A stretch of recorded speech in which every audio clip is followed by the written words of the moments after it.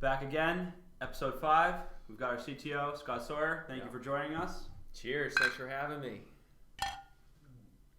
This is one we've really been excited about because Scott, like with Dana, has been here since the beginning. Yeah. So that's something we're really excited to talk about. And it's Cybersecurity Awareness Month. October? I don't know if you knew that. Yeah, that's a No, I thing. did not know I that. think the That was government did it. manufacturing month too. Oh, cool! It's manufacturing. Then what a perfect month. Oh yeah. So what should we talk about? Well, I think it'd be interesting at first to go back through your academic history, right? Because you went Villanova, electrical engineering, BS, right? Yeah, I went to school for electrical engineering, Villanova. I got really into digital signal processing. So like all through my life, I've been super into audio. That's what got me into all this stuff. Okay.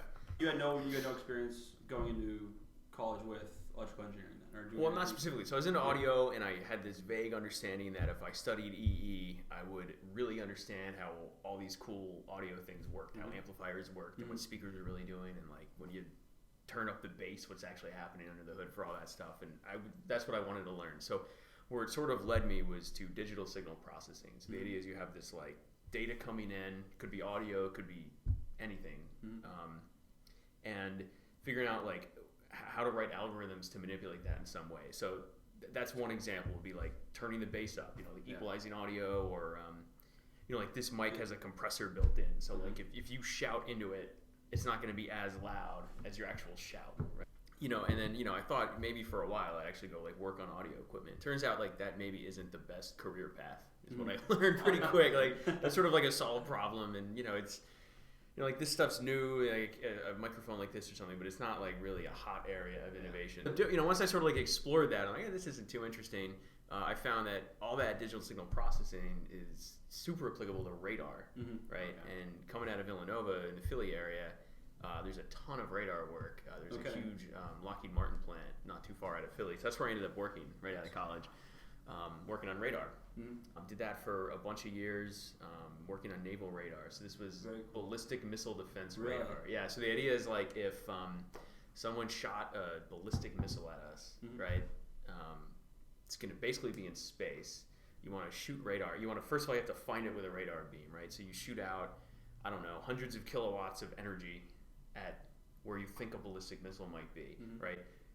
Almost all of it doesn't find a ballistic missile, but a tiny little, angular cross-section of that may hit something interesting, right? And then that's going to kind of scatter off in all directions. Almost none of it will come back to your radar antenna, but one little tiny beam will come back to your radar antenna, right? And then what you have to do is process that really, really, really faint signal into something that lets you say, there's a detection here of something interesting, right? And then, okay, let's keep firing more energy at it, and let's keep trying to figure out where it's going and what it is and what it looks like and things like that. You're going to know like really accurately how far away it is. But in angle, like, you might be off by a degree of angle, which is, could be hundreds of miles, right? Yeah, it's going to stay across as far as I think. So what you do is you want to get a bunch of looks at it as it moves, and the range is what you're going to be really accurate in, and then as you get a bunch of looks at it, you can sort of, especially if it's a ballistic missile, you can really predict like how it's going to be moving, because the only force acting on it's gravity, and you can actually kind of use all that. It's this crazy system of equations you can solve for with pretty high accuracy where this thing is, and the track it's taking, and where it's going. That's wild. That's how you do it.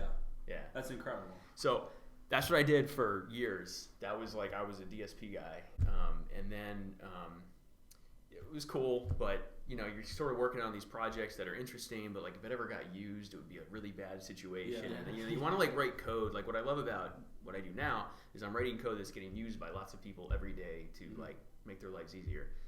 So I wanted to change. I ended up moving up to Boston after a few years down there.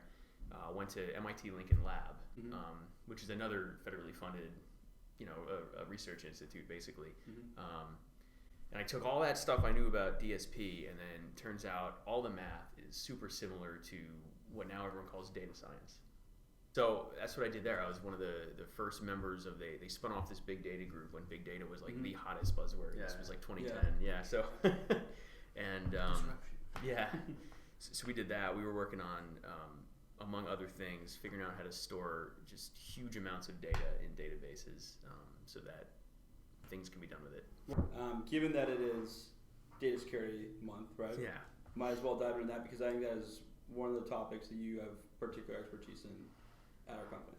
So we were just talking about this news story. Mm-hmm. Did you guys see this? I saw it. I glanced at it. I haven't given a whole lot of. I don't know anything about it. You mentioned it to me. Airbus. Looking forward to hearing about it. Airbus is a huge French company. Of course, yes. You know, everyone knows what Airbus is. Mm-hmm. They make these giant jetliners. They also do a lot of other stuff. They're based in France. A bunch of news recently came out about their whole supply chain essentially being hacked and a lot of proprietary information being stolen. So from Airbus's perspective, you know, this means any kind of secret sauce they have may be out there for other competition to use. So what's really interesting about it is they started to dig in on what exactly happened. So they have this VPN, virtual private network, that you know, all of Airbus's suppliers connect to exchange this data. You know, CAD files and drawings and all the stuff that all of our people work with.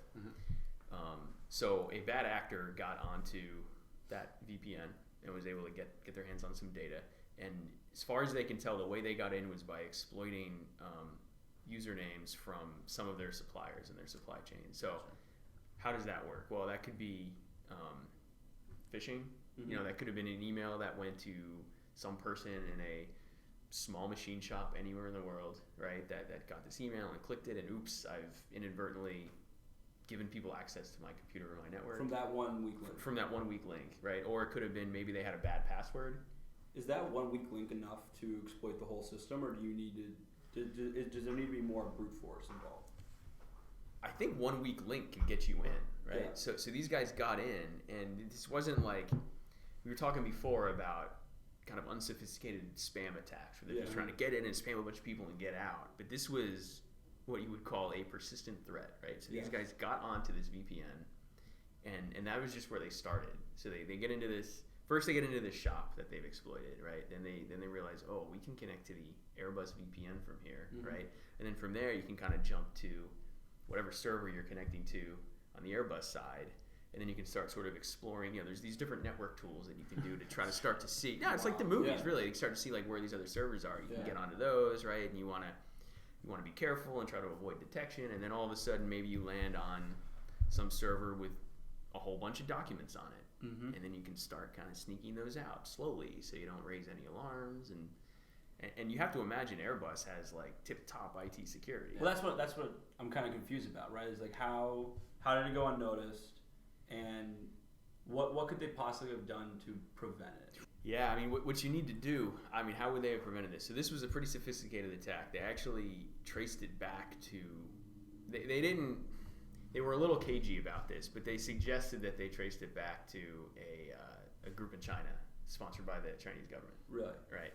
So China has this company called Comac that if you look at the C919, it's this Chinese-made plane that looks a hell of a lot like the 737.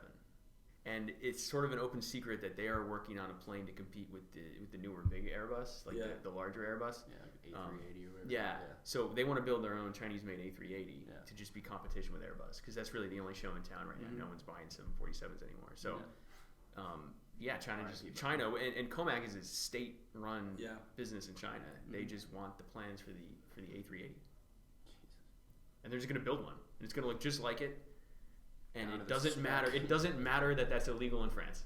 So how does this relate to manufacturing? That's a fair question. What does this mean to like a U.S. machine shop or manufacturer? It means you have to be vigilant, right? So if you do the simple stuff like, you know, don't fall for phishing emails, have a strong password, have some kind of malware or virus scanner on your computer, and just be careful, that can go a long way. Because what happens is people don't realize their targets, because you think like, oh, what does this small business have that people would be interested in? And it's not necessarily your small business. It's who you might be connected to. It's who you might also, if they get one little piece of information from 100 different suppliers, that may add up to most of an airplane, even if all you make is a bracket, right? But you also may be connected to, you know, some major prime contractor, you know, through some connection or some password you have or some portal. You have to protect that stuff. So what do the shops need to be aware of is that they're part of this, they're a target, and you need to take some precautions. So what should a shop do, given these circumstances, to protect themselves? Yeah, what's happening is defense contracts are starting to stipulate that shops working with defense stuff need to follow these new NIST standards. This is people are starting to hear about NIST 800-171, which is this long list of stuff you should do from a cybersecurity perspective to, keep your business safe. Yep. So that's what people are starting to have to deal with, and you can read up on that. You can do it yourself, especially if you have some IT knowledge. You can also get consultants and all that stuff. What we've been doing at Paperless is making sure that our application will help you in your compliance program. So we've got our own compliance program with NIST. Our site runs on GovCloud, which is this Amazon data center that's like specially made for ITAR and other kinds of sensitive data. And we've set up Paperless Parts to be a great solution for storing that data in a secure, compliant way. It's been really interesting to see the reaction to the idea of cloud and how that is involved with this extra layer of security, right? Yeah. It seems to be a contradiction to some shops, but where it really is that added extra level of security, right? Well, it is more secure, because what's the alternative? People run some server, but now who is going to be on your staff that's going to keep that thing up to date? And it's not even just security, right? It's hard drive. The mean time to failure on a hard drive is like 5 years. Meaning, like if you have data, important data to you on one hard drive, and that hard drive's a few years old, I mean, get ready. Yeah. That thing is going to die on you. Yeah. The other piece, it's funny. I'll talk to people about cloud software all the time, and I hear like two arguments that are completely at odds, which is I don't want cloud-based software because there's this perception that, well, why should I have to pay every month or however your cloud software is priced, right? And is it secure and is it available all the time? And the answer to most of that is yes. Most of the time the answer is yes. But then on the other hand, they'll have on-premise software, like these ERP systems that they bought 10 years ago and they're paying some annual maintenance for, and they get updates once a year, and they're like, well, it hasn't changed. They're not innovating. They're not adding new features. And like those two things are related. The fact that cloud-based software moves so fast and is able to add features and grow and get better is because of the whole delivery method, right? So, we at Paperless Parts get to see how people use our software, respond to that almost in real time, and then we release updates typically once a week, right? And most people don't even notice. Maybe there's a new button all of a sudden, but it doesn't like disrupt your flow. It just gradually gets better. The only way we're able to do that is because it's cloud-based software. If we had to get people to install this on 20 different kinds of computers, and you just couldn't do it. You wouldn't be able to ship an update once a week. Let's close off here. What do you do for fun outside of work? What do I do for fun? Well, these days, so I have an almost 2-year-old, and that occupies most of my time outside of the office. I am pretty passionate about the drums. Yeah. That's what I've always done my whole life, and I just get such a kick out of it. It's a cool outlet, and it's really fun. And you guys probably hear me tapping on the tables all day long. Do you find time to play during the week? Do you have a set at your house? It comes and goes. Like I'll go through. It depends also. Like I played an event a year ago, and that was like a good excuse to practice a whole lot and get back into it. And then maybe I'll go a few months and not touch it, and then I'll get back into playing again. And it's fun. Yeah, it's been really cool. Episode 4, right? Or what is episode 4? This is episode 5. Episode 5. It's flying. Yeah. It's flying.